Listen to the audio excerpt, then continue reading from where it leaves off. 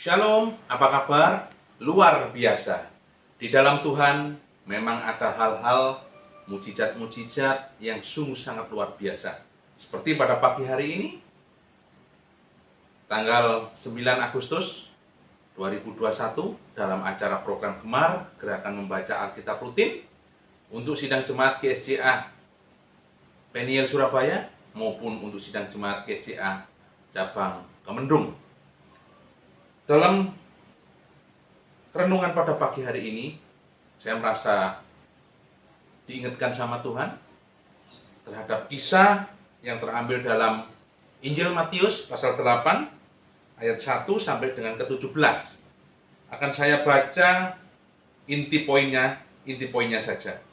Dalam hal ini, Yesus menyembuhkan seorang yang sakit kusta. Ayat 1, setelah Yesus turun dari bukit, orang banyak berbondong-bondong mengikut dia. Maka datanglah seorang yang sakit kusta kepadanya, lalu sujud menyembah dia dan berkata, "Tuhan, jika Tuhan mau, Tuhan dapat mentahirkan aku." Lalu Yesus mengulurkan tangannya, menjamah orang itu dan berkata, "Aku mau, jadilah engkau tahir." Selanjutnya, di ayat yang ke-5, dengan perikop, Yesus menyembuhkan hamba seorang perwira di Kapernaum. Ketika Yesus masuk ke Kapernaum, datanglah seorang perwira mendapatkan dia dan memohon kepadanya, "Tuhan, hambaku terbaring di rumah karena sakit lumpuh dan ia sangat menderita." Yesus berkata kepadanya, "Aku akan datang menyembuhkannya." Selanjutnya di ayat yang ke-14 sampai dengan 17, dengan perikop, Yesus menyembuhkan ibu mertua Petrus dan orang-orang lain. Setibanya di rumah Petrus, Yesus pun melihat ibu mertua Petrus terbaring karena sakit demam. Maka dipegangnyalah tangan perempuan itu, lalu lenyaplah demamnya. Ia pun bangun dan melayani dia. Menjelang malam dibawalah kepada Yesus banyak orang yang kerasukan setan, dan dengan sepatah kata Yesus mengusir roh-roh itu dan menyembuhkan orang-orang yang menjadi menderita sakit. 17, hal itu terjadi supaya genaplah firman yang disampaikan oleh Nabi Yesaya. Dialah yang memikul kelemahan kita dan menanggung penyakit kita. Kita tahu kisah daripada pembacaan Alkitab pada pagi hari ini, di mana Tuhan banyak mengadakan mujizat, kesembuhan-kesembuhan terhadap seluruh umat manusia. Tapi pada pagi hari ini saya akan fokus menitik beratkan pada ayat 17. Hal itu terjadi supaya genaplah firman yang disampaikan oleh Nabi Yesaya. Dia yang memikul kelemahan kita dan menanggung penyakit kita. Kita sebagai manusia, kita sadar kita punya banyak kelemahan. Kelemahan tubuh, sakit penyakit. Kita tahu bahwa pada saat ini kita mengalami musibah pandemi COVID Corona. Siapa saja bisa terinfeksi virus tersebut. Banyak yang sudah sembuh. Banyak yang masih menjalani proses penyembuhan. Tetapi yakin dan percayalah bahwa kita sebagai orang yang percaya, umat tebusan, umat kepilihan, kepunyaan Allah, Tuhan telah mengingatkan bahwa Tuhan yang memikul kelemahan kita dan yang menanggung sakit kita. Seperti ibu mertua dari Rasul Petrus yang Tuhan izinkan sakit. Dia mengalami kesembuhan, setelah itu dia melayani. Itu sifat kebanyakan manusia.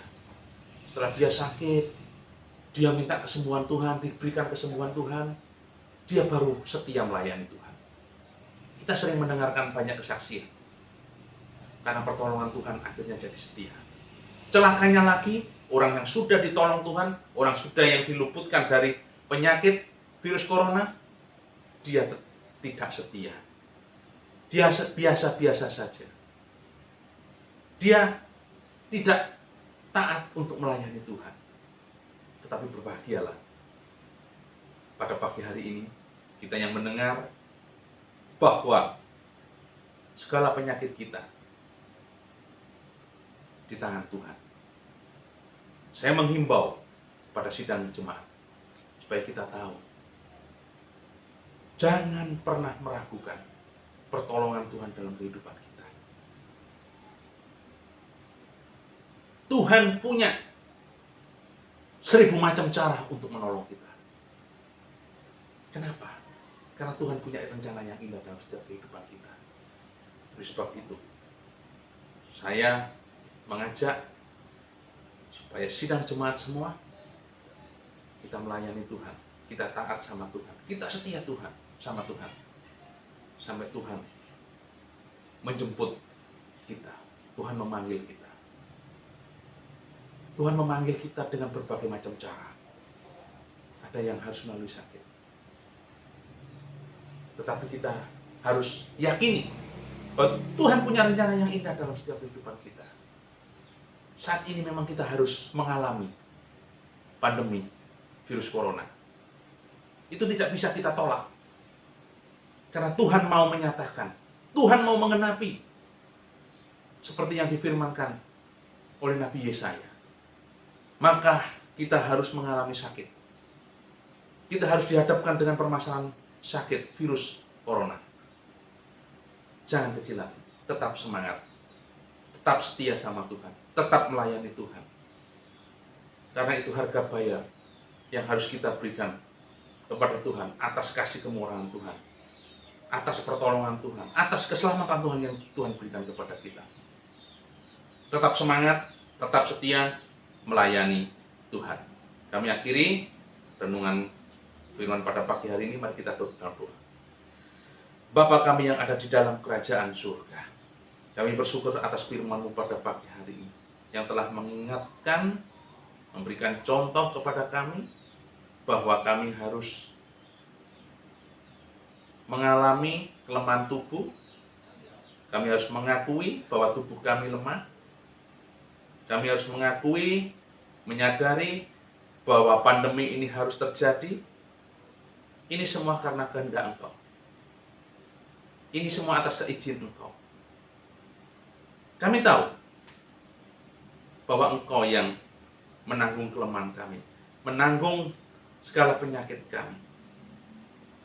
Dan ini semua karena Engkau yang akan menggenapi nubuat firman yang disampaikan oleh Nabi Yesaya. Kami tidak takut, kami tidak gentar menghadapi keadaan dunia ini. Kami tidak akan pernah meragukan pertolongan yang Tuhan berikan dalam setiap kehidupan kami. Karena kami tahu bahwa Engkau punya 1000 macam cara untuk menolong kami. Karena Engkau punya rencana dalam setiap kehidupan kami. Rancangan yang indah, rancangan yang penuh dengan harapan. Oleh sebab itu, kami pada pagi hari ini berkomitmen akan selalu taat, setia, sampai Tuhan memanggil dalam hidup kami masing-masing. Terima kasih Bapa, terima kasih. Hanya di dalam nama Tuhan Yesus kami mengucap syukur dan berdoa. Yang percaya katakan, amin.